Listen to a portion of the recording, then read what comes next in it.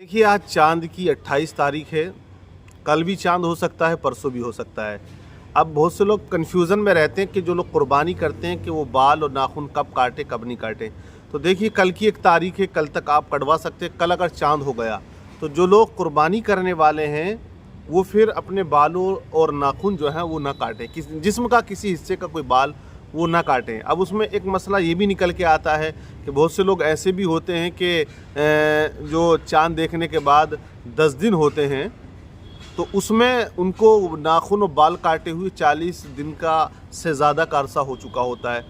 अगर किसी बंदे को ऐसा है कोई जो इल्म नहीं रखता था, उसको नॉलेज नहीं था, तो अब उसको अपने बाल काटे हुए बगल के ज़ेरे नाफ या नाखून काटे हुए जैसे 40 दिन हो चुके थे, तो अब उसके लिए ज़रूरी है कि वो अब इंतज़ार ना करे कि ईद उल अज़हा की नमाज़ अदा करके या कुर्बानी अपनी करने के बाद में वो अपने बाल या नाखून काटेगा।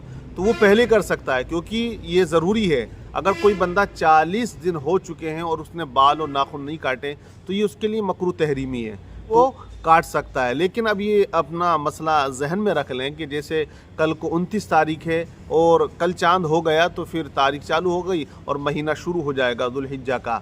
तो अब 10 दिन जो हैं या जो लोग कुर्बानी कर रहे हैं उनके लिए ज़रूरी है कि वो अपने बाल और नाखून ना काटें। अब जो बंदे ऐसे जिनके नाम पे कुर्बानी नहीं हो रही, वो कुर्बानी नहीं कर रहे, वो साहिब निसाब नहीं है, वो कुर्बानी के मुस्तहिक नहीं हैं, तो उनके लिए भी ये है कि वो ना काटें। क्योंकि रसूलुल्लाह सल्लल्लाहु अलैहि वसल्लम की बारगाह में एक सहाबी आए, अर्ज़ करने लगे, आका मैं साहिब निसाब नहीं हूँ, लेकिन मेरे पास कोई जानवर भी नहीं, एक अमानत के तौर पर एक जानवर मेरे यहाँ पर बंधा हुआ है, तो क्या मैं उसको ज़िबा कर सकता हूँ? आका करीम सल्लल्लाहु अलैहि वसल्लम ने इरशाद फरमाया कि वो अमानत के तौर पर है, आप उसको कुर्बान नहीं कर सकते हो, लेकिन आप इतना करना कि आप अपने नाखून और बाल जो है इन अय्याम में नहीं काटना, तो अल्लाह ताला तुम्हें कुर्बानी का सवाब अता फरमाएगा। तो बहुत से लोग इस कन्फ्यूज़न और साइकोलॉजी में रहते हैं कि हम कुर्बानी तो कर नहीं रहे, तो क्या हम काट सकते हैं?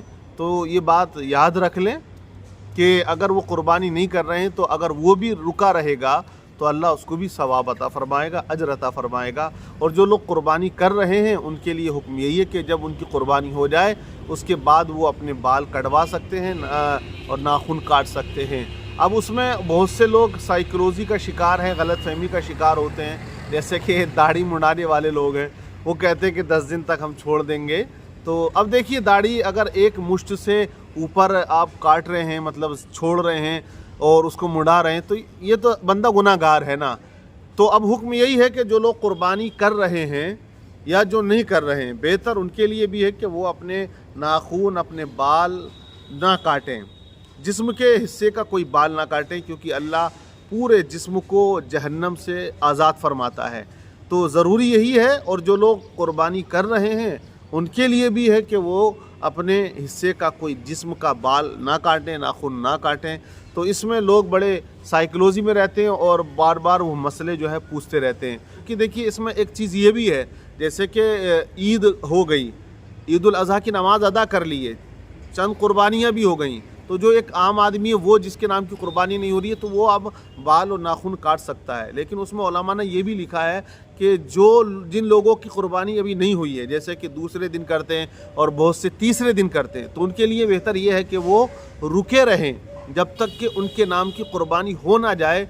उस वक्त तक वो अपने बाल और नाखून ना काटें। जब उनके नाम की कुर्बानी हो जाए, जो भी वो जानवर ज़िबा कर रहे हैं अल्लाह की राह में, तो उसके बाद में वो कुर्बानी के बाद में जो है बाल और नाखून अपने काट सकते हैं। अल्लाह ताला हमको सही समझ अता फरमाए। कोई भी आपका सवाल है आप कमेंट्स करके पूछ सकते हैं, इंशाअल्लाह जवाब देने की कोशिश की जाएगी।